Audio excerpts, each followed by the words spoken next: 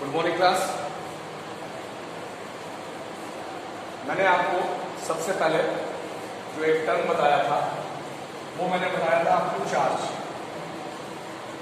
थोड़ा सा पीछे से ले रहे हैं। चार्ज मैंने बताया था charges are of two types. Charges are of two types, positive charge and negative charge. तो हमें पढ़ना है। वैसे तो चार्जेस बहुत तरीके के होते हैं। फिलहाल हमें दो चार्जेस कंसीडर करने हैं। Charges are of two types. First one is positive charge and other one is negative charge. Positive charge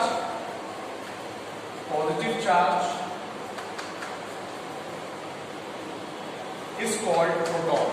Positive charge is called proton and the negative charge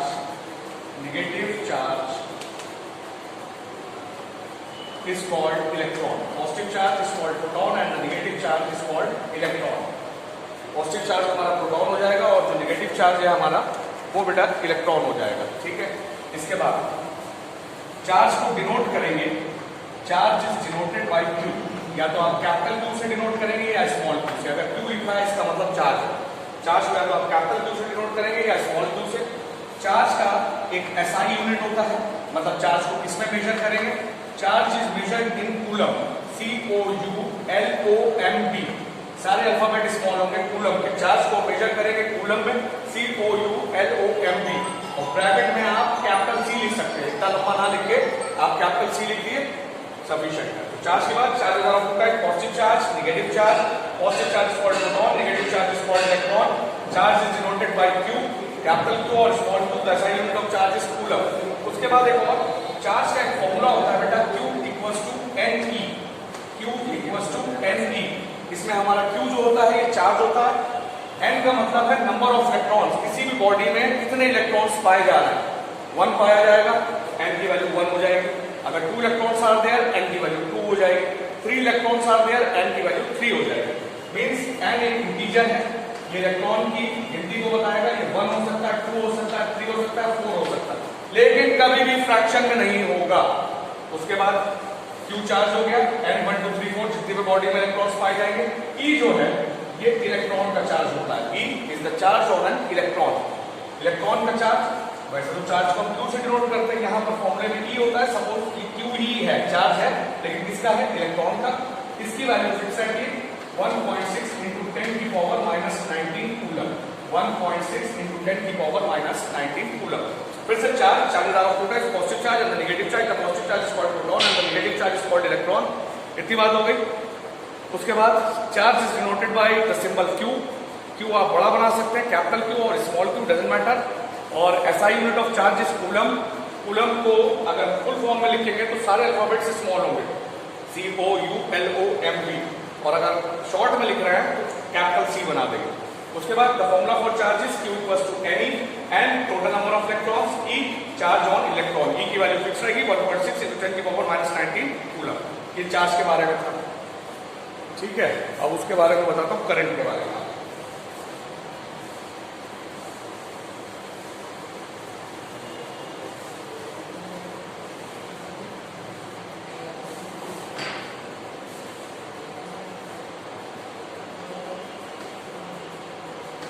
electric current. Current की definition रहेगी rate of flow of charge is called electric current. Rate of flow of charge is called electric current. एक second में कितना charge एक जगह से दूसरी जगह मूव करके गया, और वो चार्ज जो होगा वो इलेक्ट्रॉन होगा, याद रखिएगा। मतलब जब इलेक्ट्रॉन्स मूव करते हैं किसी भी कंडक्टर में, कंडक्टर का मतलब wire, whenever the electron moves from one place to another in a conductor they constitute electric current. तो इसकी डेफिनेशन ये रहती है rate of flow of charge is called electric current. Rate of flow of charge is called electric current. Current को जिस symbol से denote करते हैं वो होता है I। I का मतलब करंट की बात हो रही है। इसका फॉर्मूला होता है I equals to Q upon T। I equals to Q upon T। इसमें I जो है वो हमारा करंट हो गया, ठीक है। Q जो है वो हमारा हो गया चार्ज, Q इज चार्ज, और T जो है वो हमारा हो गया टाइम, T इज टाइम। ये हो गया करंट। फिर उसके बाद SI unit, SI unit of current. SI unit current की जो होती है वो याद रखिएगा एम्पियर होती है, AMPERE, एम्पियर, एम्पियर। और कैपिटल A बना देंगे शॉर्ट में। पूरा यूनिट नहीं लिखना है तो आप कैपिटल A बना दिए, अंडरस्टूड है, एम्पियर की बात हो रही है। इसके बाद करंट को मेजर करने के लिए एक इंस्ट्रूमेंट होता है, क्योंकि इलेक्ट्रिक करंट है तो मेजर करेंगे तो मेजर करने के लिए एक इंस्ट्रूमेंट होता है, उस इंस्ट्रूमेंट को बोलते हैं ammeter. Current is measured by an instrument called ammeter. Ammeter एक इंस्ट्रूमेंट होता है जिससे हम करंट मेजर करते हैं। अगर एमीटर नहीं देखा आपने, अब स्कूल आना हो नहीं रहा, वरना लैब में एमीटर दिखाता मैं, तो आप अपना समरसेबल देखिएगा। समरसेबल में 2 मीटर लगे होंगे, उसकी जो नीडल है वो 0 पे होगी। एक पर ए बना होगा, ए जिस पर ए बना है इसका मतलब वो करंट मेजर करेगा और एमीटर है, ठीक है। 2 मीटर होंगे ऐसे, नीडल उनकी 0 पे होगी, यहाँ पे कुछ वैल्यूज लिखी होंगी, बराबर बराबर 2 मीटर होंगे। एक पर ए बना होगा, एक पर बी बना होगा।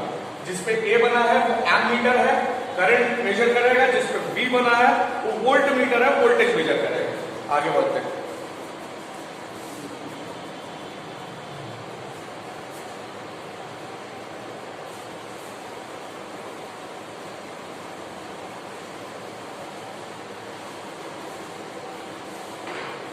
हेडिंग है पोटेंशियल डिफरेंस।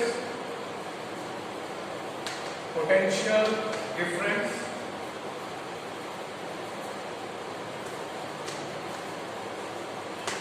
पोटेंशियल डिफरेंस को आप लोग वोल्टेज बोल सकते हैं, लेकिन फिजिक्स में हम लोग पोटेंशियल डिफरेंस वर्ड यूज करेंगे, ठीक है। ये टॉपिक तो है इलेक्ट्रिक पोटेंशियल और पोटेंशियल डिफरेंस, फर्क होता है दोनों में, लेकिन 10th लेवल पे आप उसको एक ही समझिए, पोटेंशियल डिफरेंस या पोटेंशियल एक ही बात हो रही है, ठीक है। 10th में इसकी जरूरत नहीं है, हायर क्लासेस में इसके बीच में बेसिक डिफरेंस बताए जाएंगे कि डिफरेंस इलेक्ट्रिक पोटेंशियल क्या चीज़ है और पोटेंशियल डिफरेंस थोड़ा सा डिफरेंस है, वो हायर क्लास में 12th वगैरह में पढ़ाया जाएगा। अभी पोटेंशियल डिफरेंस देखिए। Potential difference is voltage, simply voltage. इसके लिए फॉर्मूला होगा V equals to W upon Q। V equals to W upon Q। V जो है इसमें ये हमारा वोल्टेज हो जाएगा, या फिर इसको हम लिखेंगे PD। PD means potential difference. W जो है ये आपका हो जाएगा वर्क, WORK वर्क, ठीक है। Q जो है ये आपका हो जाएगा चार्ज, पहले की तरह Q हमारा क्या हो जाएगा, चार्ज।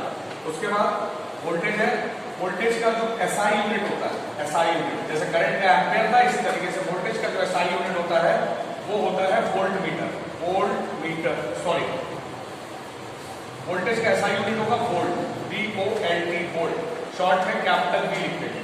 SI यूनिट हो जाएगा वोल्ट, शॉर्ट में क्या लिखेंगे, कैपिटल V लिखेंगे। उसके बाद याद रखिएगा इस चीज के बाद वोल्टेज को किस इंस्ट्रूमेंट से मेजर करें, अभी मैंने पीछे भी बताया था आपको। Voltage is measured by an instrument called voltmeter, VOLTMETER, voltmeter। Voltage को जिस इंस्ट्रूमेंट से हम मेजर करेंगे उस इंस्ट्रूमेंट को हम बोलते हैं वोल्टमीटर। ये हो गया वोल्टेज के बारे में। आगे बढ़ते हैं।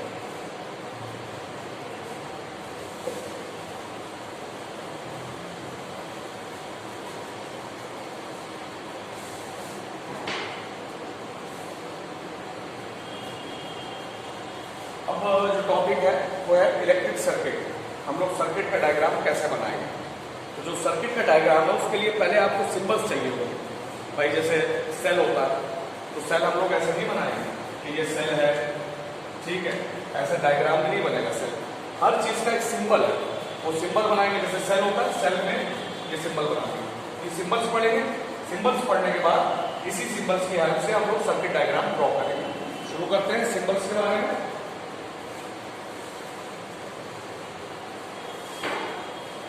पहला जो होगा आपका कोई भी सर्किट है, सर्किट का मतलब a closed continuous path, a closed continuous path through which electric current can flow। कोई ऐसा रास्ता जिसमें इलेक्ट्रिक करंट फ्लो करे, कोई ऐसा रास्ता क्लोज्ड होना चाहिए। क्लोज्ड का मतलब अगर रास्ते का मतलब वायर हो गया, वायर में से करंट फ्लो करेगा, लेकिन अगर वायर के बीच में ब्रेक होगा तो करंट फ्लो नहीं करेगा, इसलिए कंटिन्यूअस क्लोज पाथ बोलते हैं। A closed continuous path through which electric current can flow is called electric circuit। A closed continuous path through which electric current can flow is called electric circuit। Circuit बनाने के लिए पहले हमें उसके symbols चाहिए। तो सर्किट में हमारे पहली चीज आ जाएगी वायर। भाई वायर्स होंगे सर्किट के अंदर।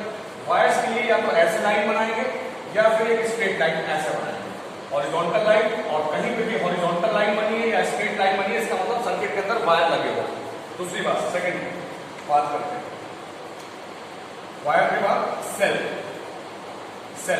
सेल भाई करंट देगा, तो सेल के लिए एक बड़ी लाइन एक छोटी लाइन, एक बड़ी लाइन एक छोटी लाइन। और सेल में हम लोग वायर बांधते हैं ना, ये बड़ी लाइन पॉजिटिव होगी, छोटी वाली क्या होगी, निगेटिव होगी। आपको सेल ड्रॉ नहीं करना, ये सिंबल यूज करना। जब कभी भी सेल यूज होगा तो आपको सिंबल यूज करना है। एक लाइन बड़ी रहेगी, एक लाइन छोटी रहेगी। बड़े वाला सेल में दो टर्मिनल्स होते हैं, एक पॉजिटिव होता है, एक निगेटिव होता है। तो बड़ी लाइन रिप्रेजेंट करेगी पॉजिटिव को, छोटी लाइन किसको रिप्रेजेंट करेगी, निगेटिव को। और ये जो दो लाइनें दिख रही है जो इधर से निकल रही है, ये आपका वायर है। सेल में वायर को बांधा जाता है ना, करंट मिले हमें। उसके बाद बात करते हैं battery. Battery battery is the combination of cells. दो या दो से ज्यादा सेल्स जब कंबाइन करते हैं तो वही चीज बैटरी कहलाती है। ठीक है, टू और more than two cells joint together they form a battery. मतलब अगर हम दो सेल की बैटरी बना रहे हैं तो बड़ी लाइन छोटी लाइन, बड़ी लाइन छोटी लाइन, इस बैटरी में दो सेल हो गए। हर जगह लास्ट वाले में निगेटिव लिख दिया, बीच में नहीं लिखा जाएगा। लास्ट वाला निगेटिव और ये वाला पहला वाला पॉजिटिव। तो इसमें देखिए एक सेल ये हो गया, एक सेल ये हो गया, बैटरी बन गई टू सेल्स की। अगर एक सेल और बढ़ा देते हैं तो 3 सेल्स की बैटरी हो जाती। ये जो दो लाइनें हैं ये बायस को रिप्रेजेंट कर रही है। इसके बाद मान लीजिए आपने सर्किट में बल्ब यूज करा, अब तो बल्ब नहीं चलते हैं, एलईडी चलती है, ठीक है ना। लेकिन सिंबल जो है बल्ब हो या एलईडी हो, या तो आप ऐसे बनाएंगे बल्ब का सिंबल इस तरीके से, या फिर एक सिंबल और है बल्ब का, आप ऐसे बनाएंगे, ये हमारा हो जाएगा बल्ब। ठीक है, उसके बाद आते हैं फिर करंट को मेजर करने के लिए मैंने अभी आपको एक इंस्ट्रूमेंट बताया था, एमीटर। एमीटर के लिए सर्कल बनाएंगे, ए बना देंगे बीच में और ऐसे वायर निकाल देंगे। एक तरफ पॉजिटिव होगा, दूसरी तरफ क्या होगा, नेगेटिव होगा। 6 is volt meter. Volt meter, volt meter voltage measure करता। इसके बीच में V बना देंगे, माइनस प्लस, ये हो गया वोल्ट मीटर। एक और चीज 7 स्विच, SWITCH स्विच। भाई स्विच होता है ना, स्विच से जो सर्किट ऑन होता है, लेकिन फिजिक्स में स्विच की जगह एक वर्ड यूज करते हैं की। स्विच को हम लोग की बोलते हैं। अब स्विच की दो कंडीशंस हैं, एक क्या तो स्विच ऑन होगा या स्विच ओपन होगा, या स्विच क्या होगा, क्लोज होगा, या ओपन होगा या क्लोज होगा। स्विच को आप ऐसे बनाएं, ऐसे करके। अगर ऐसे स्विच बना हुआ है तो इसका मतलब ये ओपन है, ये ओपन है। ब्रैकेट बनाना है, बस सिर्फ ब्रैकेट बनाना है। इसका मतलब स्विच क्या है, ओपन है। लेकिन यहाँ पर मतलब उल्टा है। जब आप लोग घर का स्विच ओपन करेंगे तो करंट फ्लो करेगा। यहाँ पर फिजिक्स में उल्टा है। यहाँ पर ओपन का मतलब बीच में गैप है, इसलिए करंट फ्लो नहीं करेगा। दो वायर के बीच में गैप है, जब वायर कनेक्ट होंगे आपस में तभी तो करंट फ्लो करेगा। ओपन का मतलब ये खुला हुआ है बीच से। ठीक है, घरों में क्या होता है, जब स्विच ओपन करते हैं करंट फ्लो करता है। ठीक, यहाँ पे ऐसा नहीं होगा। यहाँ पे जब ओपन होगा तो करंट फ्लो नहीं करेगा, करंट फ्लो नहीं करेगा। लेकिन अगर ब्रैकेट के बीच में एक डॉट है, ठीक है, तो इसका मतलब ये जो गैप था ये बंद हो गया। तो वर्ड आप यूज करेंगे क्लोज। स्विच क्लोज हो गया, इसमें करंट फ्लो करेगा, इसमें करंट फ्लो करेगा। उल्टा है, तो आपके घर में जब आप ओपन करते हैं तो करंट फ्लो करता है। फिजिक्स में ऐसा नहीं। फिजिक्स में जब आप स्विच को या की को ओपन करेंगे तो करंट फ्लो नहीं करेगा। ठीक है, जस्ट अपोजिट। एक और देख लीजिए, एक सिंबल 8 वाला रेजिस्टेंस। रेजिस्टेंस का सिंबल ये होगा। ठीक है, बाकी फिर कंटिन्यू करते हैं नेक्स्ट वीडियो में।